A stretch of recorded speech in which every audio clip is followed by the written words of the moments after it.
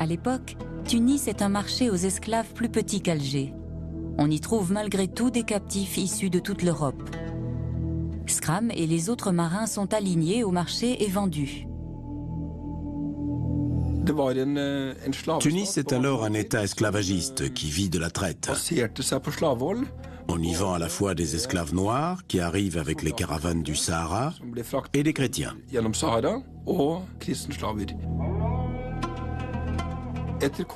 Au bout de quelques jours, l'équipage est conduit au palais du Bey, qui se trouve à Bardo, à quelques kilomètres de la Médina de Tunis.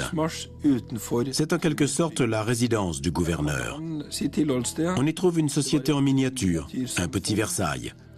Il y a des harems, des bains turcs, des échoppes. Les 9 plus jeunes membres d'équipage sont désignés pour être serviteurs à la cour du Bey.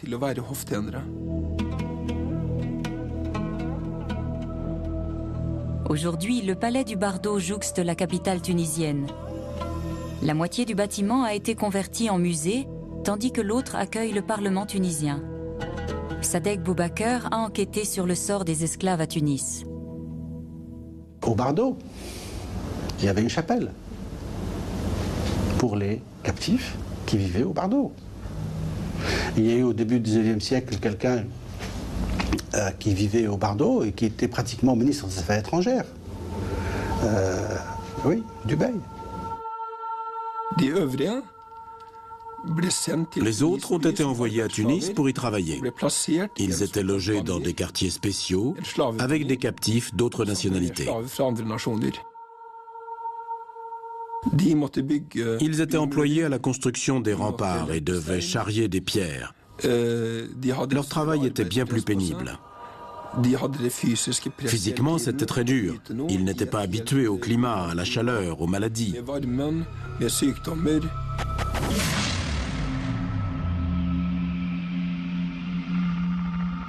La torture est courante.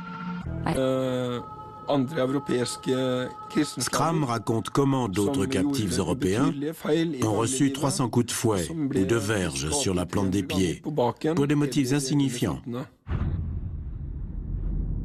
Toute tentative de fuite était punie de mort. Beaucoup d'esclaves ont terriblement souffert. Prenez par exemple ceux qui ont été envoyés aux galères jusqu'à la fin de leur vie.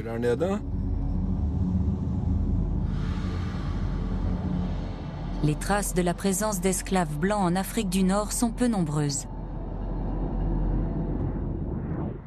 Il est très difficile de pouvoir suivre leur itinéraire.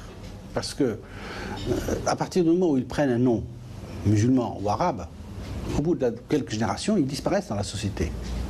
On peut repérer d'autres traces par les noms. Par exemple, Zgolli. Zgolli qui veut dire sicilien.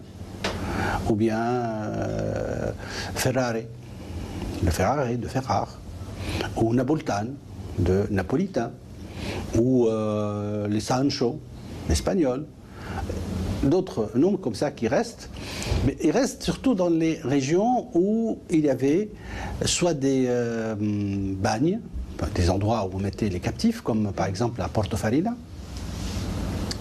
Jusqu'à aujourd'hui, beaucoup de familles portent des noms qui sont d'origine évidente européenne.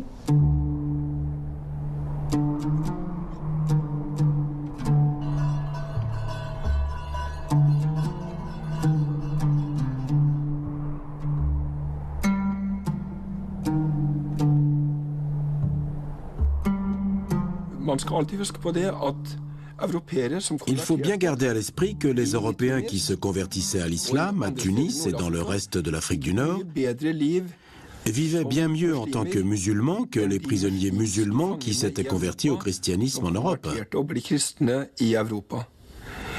Ceux-là sont restés pauvres toute leur vie et n'ont jamais été intégrés à la société, alors que les renégats l'ont été.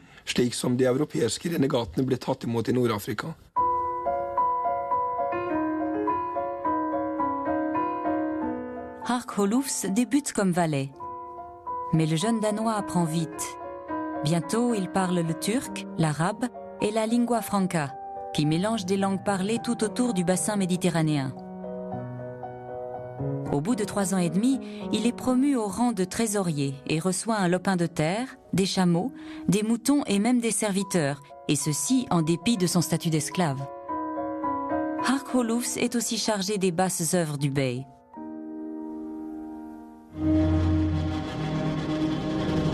Sur les ordres de mon maître, j'ai assassiné bien des gens. J'ai aussi tué sans ordre. J'avais la pleine confiance du bey. Mon maître se faisait vieux et il préférait que je me charge de ses missions. Souvent, lorsqu'il s'allongeait pour la sieste, j'allais accomplir une exécution avant son réveil. Parmi ceux que j'ai tués sur ses ordres, je me souviens particulièrement de 2 maçons. À 2 reprises, mon maître eut l'idée de cacher dans les murs d'une tour une forte somme en ducats. J'avais l'ordre, une fois le maçon payé pour sa peine, de lui rompre le cou au moment où nous redescendions de la tour. Ce que je fis, contraint et forcé, pour préserver ma propre vie.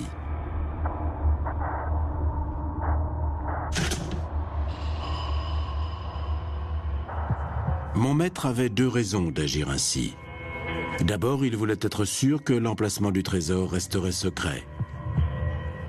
Ensuite, les Turcs croyaient que l'esprit de l'homme assassiné gardait les lieux, empêchant quiconque, à part son propriétaire, de mettre la main sur le trésor. Pour ce genre de mission, on ne pouvait pas utiliser les gens du coin. Il fallait que ce soit des esclaves. Les Turcs les ont intégrés dans leur système de répression en Afrique du Nord. Cela montre que les habitants ne se souciaient pas des esclaves, qui étaient dans une situation très précaire. Tant qu'ils étaient associés au pouvoir, ils étaient respectés. Mais s'ils tombaient entre les mains de la population, c'en était fini d'eux.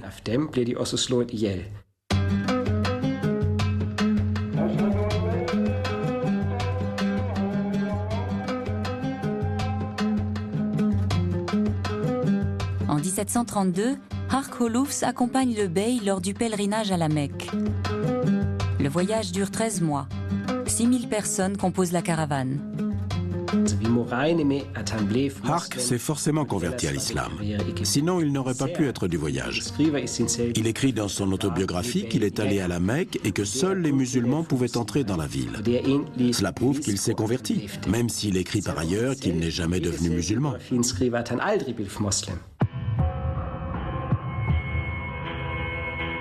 1732 est aussi l'année où Hark Holoufs est promu Aga Eteira, autrement dit, commandant de la cavalerie. Il a atteint le sommet de l'échelle sociale pour un esclave. Je prépare un jour à une bataille. L'ennemi opta pour la fuite. Alors que ma troupe poursuivait les fuyards dans un défilé, elle fut prise dans une embuscade. Beaucoup des nôtres tombèrent sous les balles. Mon cheval fut tué sous moi et je fus fait prisonnier. L'un de mes serviteurs, auquel j'étais très attaché, fut poignardé à mort sous mes yeux. Alors que je nous croyais perdus, l'ennemi décida d'épargner 15 d'entre nous, dont moi, dans l'espoir d'obtenir une rançon.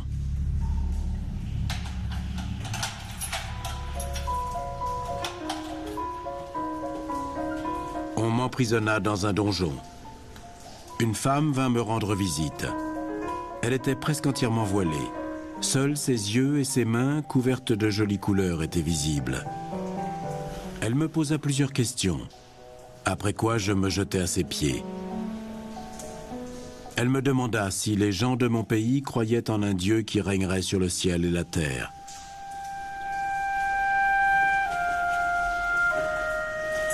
Je découvris bientôt que ce n'était pas uniquement la religion chrétienne qui l'intéressait.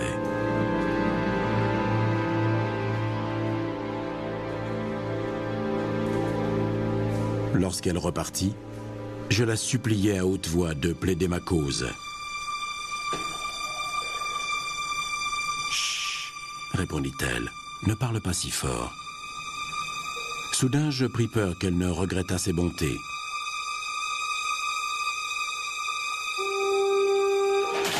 Mais quelques heures plus tard, un forgeron vint défaire mes entraves.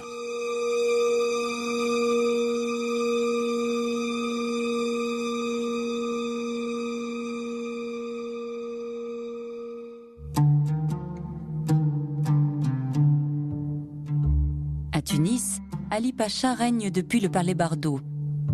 C'est ici que Skram, le marin norvégien, entre au service de son fils. Ali avait de nombreuses épouses et des maîtresses, mais il ne s'intéressait pas à l'une d'entre elles, qui du coup a pris un esclave chrétien comme amant.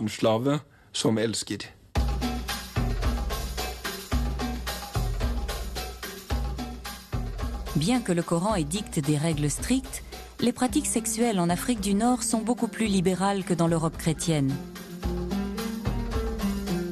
En Afrique du Nord, les homosexuels n'étaient pas persécutés, alors qu'en Europe, ils étaient brûlés ou soumis à des châtiments corporels. Ils risquaient aussi la prison à vie.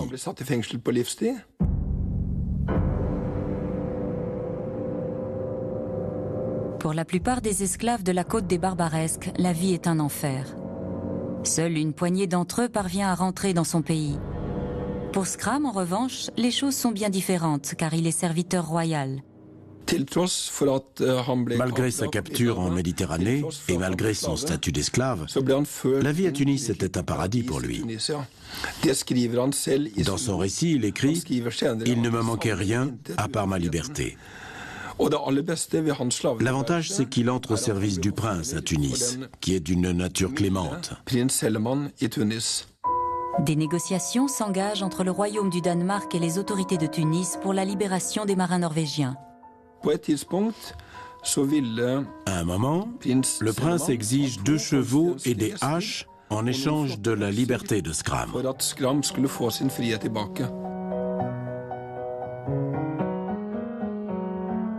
Au musée royal de l'Arsenal, à Copenhague, on trouve la trace des présents envoyés dans les États barbaresques pour gagner la faveur des négociateurs et protéger les navires danois et norvégiens des attaques.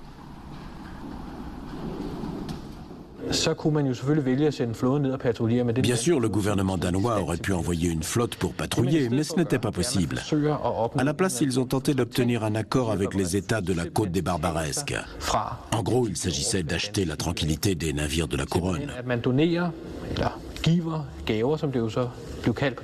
Ils ont donc envoyé des cadeaux, des présents, comme ils disaient, à l'attention des dirigeants. Des cadeaux au prince, mais aussi du matériel, comme des armes ou des cordages qui faisaient défaut à ces pays.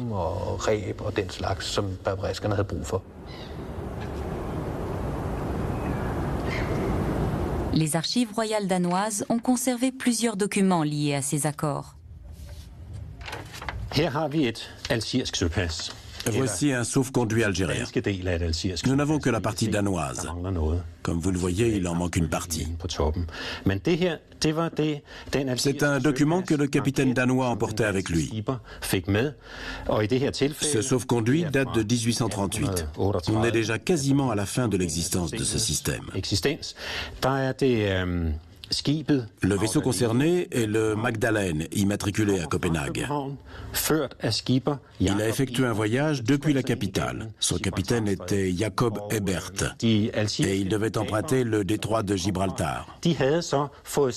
Les pirates algériens, de leur côté, avaient reçu la partie supérieure du document envoyé depuis le Danemark et qui correspondait parfaitement avec la partie inférieure. Le capitaine danois présentait sa partie, le pirate la sienne, et si les deux s'emboîtaient, cela signifiait que le navire danois venait d'un pays qui s'était acquitté du droit de passage. Le roi avait payé, donc le bateau pouvait naviguer librement.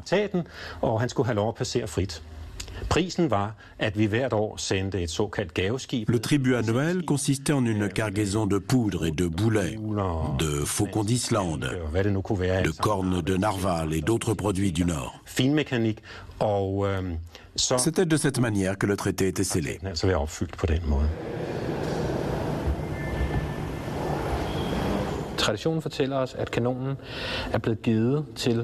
On raconte que ce canon a été offert à un prince barbaresque qui l'a par la suite renvoyé au roi du Danemark. Apparemment, avant de l'offrir, les Danois ont transformé le monogramme de